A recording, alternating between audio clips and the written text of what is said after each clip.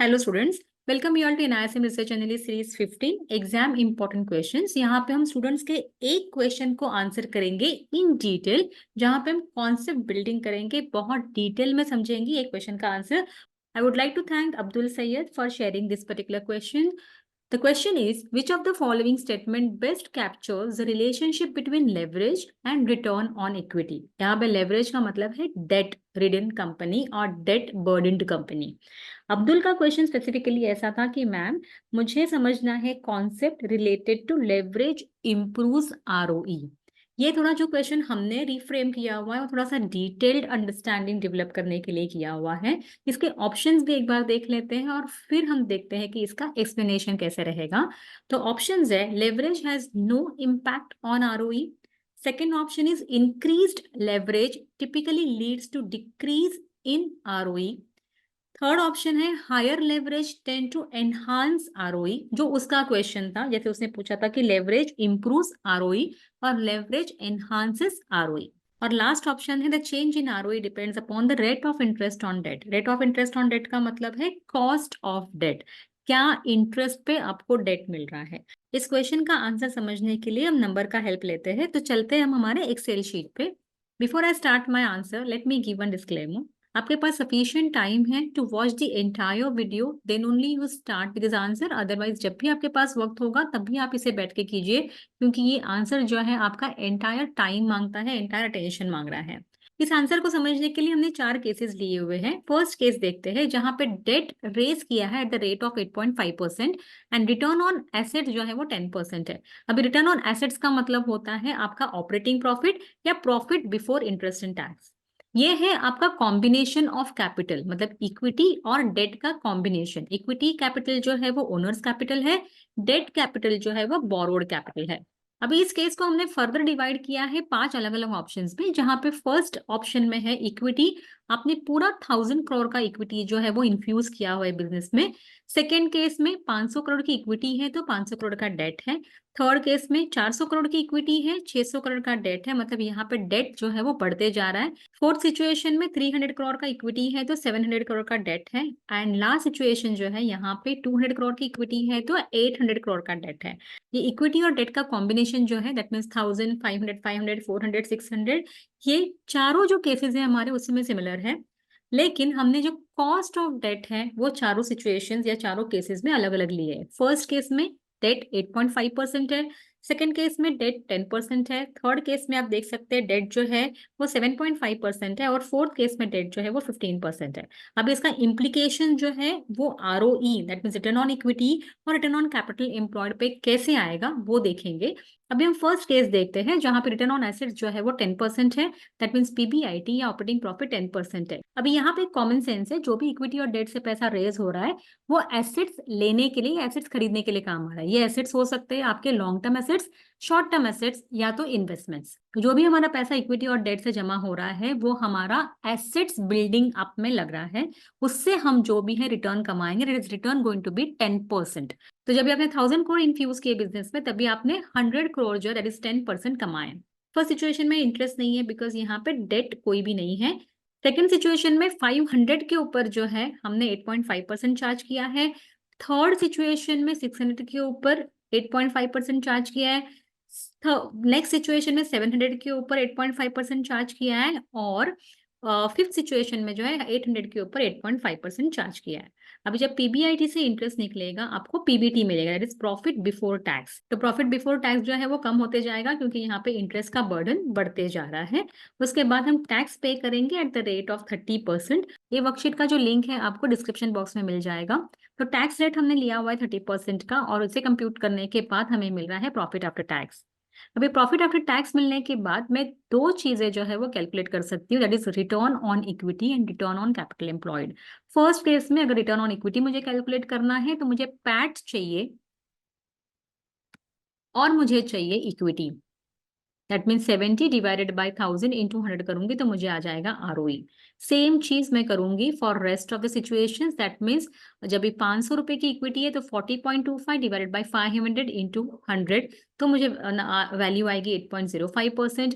वैसे ही मुझे करना है पैट 34.3 डिवाइडेड बाय 400 इंटू 100, ऐसे हमने सारे सिचुएशंस में जो है वो आरओई निकाल दिया। अभी आरओसीई पे मुझे कैलकुलेट करना है, तो ROCE that means return on capital employed के लिए टोटल कैपिटल मुझे चाहिए। तो यहाँ पे टोटल कैपिटल कितना है, 1000 करोड़ इन ऑल सिचुएशंस। और जो मेरा पीबीआईटी है वो भी स्टेडी है, क्योंकि रिटर्न ऑन एसेट जो है वो 10% है। तो 100 डिवाइडेड बाय 1000 इंटू 100 करेंगे तो it is going to be 10% in all the cases that you can check. तो यहाँ पे रिटर्न ऑन एसेट जो है दैट मीन्स आपका ऑपरेटिंग प्रॉफिट जो है वो बेटर है as compare to debt. Second situation में आपका return on asset that means operating profit is equal to debt. Third situation में आपका रिटर्न ऑन एसेट्स जो है वो ज्यादा है, डेट जो है वो कम है। और फोर्थ सिचुएशन में रिटर्न ऑन एसेट्स जो है वो 10% है, लेकिन डेट का परसेंट जो है वो आपके रिटर्न ऑन एसेट्स से ज्यादा है। अभी हम डायरेक्टली जाते हैं हमारे आंसर्स पे। फर्स्ट केस में जब भी आपका आरओए डेट से ज्यादा था वो टाइम पे आपका आरओई जो है वो इंक्रीजिंग दिख रहा है आपको। सेकेंड सिचुएशन में जब भी आरओए और डेट का परसेंटेज सिमिलर है तभी यहाँ पे कुछ भी चेंजेस नहीं हो रहे हैं।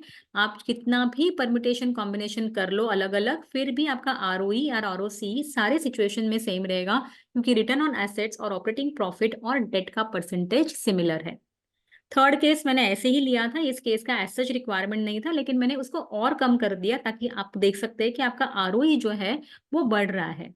जबकि पहले केस में जहाँ पे 8.5 था 11.2% हो रहा था, यहाँ पे जब भी आपने 8.5% 7.5% किया, 8.5% से कम किया, तो आपका आरओई जो है वो 14% हो गया। तो ये जो है वो आरओई और ज्यादा बढ़ेगा अगर आपका रिटर्न ऑन एसेट ज्यादा रहेगा और डेट का बर्डन कम रहेगा। और लास्ट केस में जहां पे रिटर्न ऑन एसेट्स कम है लेकिन डेट का बर्डन ज्यादा है, तभी आप देख सकते हैं आपका आरओई जो है वो डिमिनिश हो रहा है। तो एक फाइंडिंग यहाँ पे निकल के आती है, जब भी डेट का परसेंट जो है वो ज्यादा है as compare to operating profit, आपका आरओई कम दिखेगा। और डेट जब भी ज्यादा अट्रैक्टिव रेट में मिल रहा है that means less than return on assets के रेट में मिल रहा है, that is 8.5%, 7.5%, 5.5%, then definitely your ROE is going to look attractive. एक रियल लाइफ सिचुएशन लेते हैं जहां पे होम लोन हमें बहुत अट्रैक्टिव लगते हैं। होम लोन हमें अट्रैक्टिव इसलिए लगते हैं क्योंकि होम लोन का रेट ऑफ इंटरेस्ट जो है वो यूजुअली कम रहता है। से अगर आपके होम लोन का रेट ऑफ इंटरेस्ट 8.5% है, तो हमने यहाँ पे चार सिचुएशंस ली है। यहाँ पे घर जो है 1 करोड़ का है, इक्विटी आपने इन्फ्यूज की है, दैट मीन्स खुद का पैसा लगाया हुआ है फर्स्ट सिचुएशन में पूरा का पूरा, दैट मीन्स 1 करोड़ का। सेकेंड सिचुएशन में 30 लाख आपने आपका लगाया है, डेट आपने लिया है 70 लाख का। फोर्थ सिचुएशन में आपने 40 लाख खुद के लगाए हैं और आपने होम लोन लिया है 60 लाख का। थर्ड सिचुएशन में इक्वल अमाउंट में आपने डेट और इक्विटी मतलब खुद का पैसा और आपने होम लोन लिया हुआ है। रिटर्न ऑन इक्विटी कैसे निकल के आता है ये यहाँ पे देख लेते हैं। तो अप्रिसिएशन जो है यूजुअली हम लेके चलते हैं, हमारा जो घर है उसका अप्रिसिएशन अराउंड 8% के आसपास चलता है। अगर आप उसको कम भी लेना है तो कम भी ले सकते हैं। 8% से आपकी प्रॉपर्टी जो है वो अप्रिशिएट होती है ईयर ऑन ईयर बेसिस। तो अगर 1 करोड़ का आपने घर लिया तो पॉसिबल है कि नेक्स्ट ईयर वो 8 लाख उसमें अप्रिसिएशन आ जाए। और रेंट आपको मिलेगा somewhere around 30,000 per month. 1 crore की प्रॉपर्टी के ऊपर अगर 30,000 पर मंथ का रेंट मिलता है तो it is going to be somewhere around 3,60,000 for the entire year. Total जो आपका रिटर्न होने वाला है यहाँ पे 11,60,000, तो ये आएगा अराउंड 11.6%। आप यहाँ पे थोड़ा कंजर्वेटिव भी हो सकते हैं, अराउंड 10% वगैरह भी ले सकते हैं या 11% भी ले सकते हैं, डिपेंड करता है कि आप कौन से एरिया में रह रहे हो और कितना आपको रेंट मिल रहा है, कितना अप्रिसिएशन आप एंटिसिपेट कर रहे हो। तो आपने यहाँ पे पीबीआईटी दैट मीन्स रिटर्न आपने लिया एक साल में, आपको आपके एक पर्टिकुलर घर पे कितना रिटर्न मिल सकता है। अगर आपका वो खुद का घर होगा तो डेफिनेटली ये कैलकुलेशन आपके लिए नहीं है, लेकिन अगर आपने कोई एक इन्वेस्टमेंट के हिसाब से प्रॉपर्टी ली हुई है तो आप ये कैलकुलेशन करके देख सकते हैं ताकि आप उसको रिलेट कर सके कि आपका रिटर्न ऑन इक्विटी या रिटर्न ऑन कैपिटल एम्प्लॉयड कैसे वर्क करता है। तो profit before interest and tax 11.6%, जो सारे सिचुएशन में सेम ही रहेगा। ओके, इंटरेस्ट जो है फर्स्ट सिचुएशन में आप कुछ भी पे नहीं कर रहे हो बिकॉज इंटरेस्ट जो है यहाँ पे आएगा नहीं, आपका पूरा पैसा खुद का लगा हुआ है। सेकेंड केस में आप इंटरेस्ट पे कर रहे हो at the rate of 8.5%। Again third and fourth case में आप रेट ऑफ इंटरेस्ट पे कर रहे हो क्योंकि यहाँ पे डेट जो है या लोन अमाउंट कम होते जा रही है। Profit before interest and tax हम देखेंगे दैट मीन्स 11 माइनस 0 11.6, 11.6 माइनस 5.96 5.65। उसके बाद हम टैक्स पे, प्रॉफिट बिफोर टैक्स अमाउंट आ गई, उसके बाद टैक्स पे करेंगे।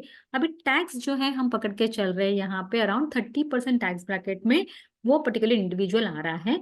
तो यहाँ पे आपका जो टैक्स ब्रैकेट 30% का लेंगे तो 70% का प्रॉफिट आफ्टर टैक्स है। यहाँ पे मैं आरओई कैलकुलेट कर रही हूँ 8.12 divided by 100 into 100, 8.12 when I am not taking a single penny loan. Second situation में जहां पे मैं खुद का पैसा बहुत कम लगा रही हूँ, 30% ही लगा रही हूँ, लेकिन मैं होम लोन ज्यादा अमाउंट का ले रही हूँ, तभी मेरा रिटर्न ऑन इक्विटी जो है बहुत ज्यादा अट्रैक्टिव हो रहा है और उसके बाद जो है वो कम हो रहा है, क्योंकि यहाँ पे मैं लोन बर्डन कम ले रही हूँ और मेरा खुद का पैसा ज्यादा लगा रही हूँ। तो होम लोन की सिचुएशन में बहुत बार देते हैं रेट ऑफ इंटरेस्ट जो है वो कम रहता है और वहां पे जो रिटर्न मिल रहे हैं वो थोड़ा ज्यादा बेटर दिखते हैं जब ये इन्वेस्टेबल प्रॉपर्टी के हिसाब से आप देख रहे हो। तो अभी आप देख सकते हो कि जब भी आप लोन अमाउंट ज्यादा ले रहे हो तब ये ज्यादा अट्रैक्टिव हो जा रहा है, लेकिन वही आप जब भी लोन अमाउंट कम ले रहे हो तो आपका रिटर्न ऑन इक्विटी जो है वो कम आ रहा है। और ये इसके लिए हो रहा है क्योंकि आपको रिटर्न अच्छे मिल रहे हैं, 11.6% की रिटर्न मिल रहे हैं, जबकि आपका रेट ऑफ इंटरेस्ट जो होम लोन का है वो 8.5% है। तो हमने जो 4 सिचुएशंस पहले देखे थे उसमें भी यही देखा था कि जब लोन का बर्डन हमारे ऊपर कम रहता है और रिटर्न ज्यादा रहते हैं, वो टाइम पे रिटर्न ऑन इक्विटी जो है आपकी अट्रैक्टिव दिखेगी और आरओसी जो है वो स्टैंडर्ड है इन ऑल द सिचुएशंस। तो अभी हम हमारे क्वेश्चन की तरफ वापस जाते हैं। Which of the following statement best captures the relationship between leverage and return on equity. अभी हमें देखना है कि इंटरेस्ट का बर्डन और रिटर्न ऑन इक्विटी में क्या रिलेशनशिप है। फर्स्ट ऑप्शन है leverage has no impact on ROE. तो ऐसा नहीं है, जब भी लेवरेज दैट मीन्स डेट के ऊपर का जो इंटरेस्ट है वो बढ़ते जा रहा है और आपका जो ऑपरेटिंग प्रॉफिट है वो कम हो रहा है, तो डेफिनेटली इसका रिटर्न ऑन इक्विटी के ऊपर नेगेटिव इम्पैक्ट आएगा। तो इम्पैक्ट तो आता है हाँ, लेकिन अगर आपका कॉस्ट ऑफ डेट और आपका ऑपरेटिंग प्रॉफिट सिमिलर है, जैसे 10% हमने देखा, तो आरओई जो है वो स्टेगनेंट हो गया, आरओसी जो है वो भी स्टेडी था। सेकेंड ऑप्शन देखते हैं, increase leverage that means increase debt typically lead to decrease in ROE. Debt यहाँ पे बढ़ गया है तो आरओई जो है वो घट गया। ये कौन सी सिचुएशन में पॉसिबल है? जब भी rate of interest on debt is higher than operating profit. Third option देखते हैं, higher leverage tend to enhance ROE. आपने डेट ज्यादा लिया है तो आरओई भी अच्छा हो गया, वो भी तभी पॉसिबल होगा जब भी आपका ऑपरेटिंग प्रॉफिट जो है वो बेटर रहेगा एज कंपेयर टू आपका कॉस्ट ऑफ डेट। ये हमने नंबर्स के साथ देख लिया था। And the last option is the change in ROE depend upon the rate of interest on debt. तो अलग से बोलने की जरूरत नहीं है, कौन सा आंसर करेक्ट होगा? The change in ROE depend upon the rate of interest on debt. जब रेट ऑफ इंटरेस्ट डेट के ऊपर का कम होगा और आपका ऑपरेटिंग प्रॉफिट या रिटर्न ऑन एसेट ज्यादा होगा तो डेफिनेटली आरओई जो है वो ज्यादा अट्रैक्टिव दिखाई देगा। So I hope you understood the intricacy of this question. Thanks for watching and happy learning.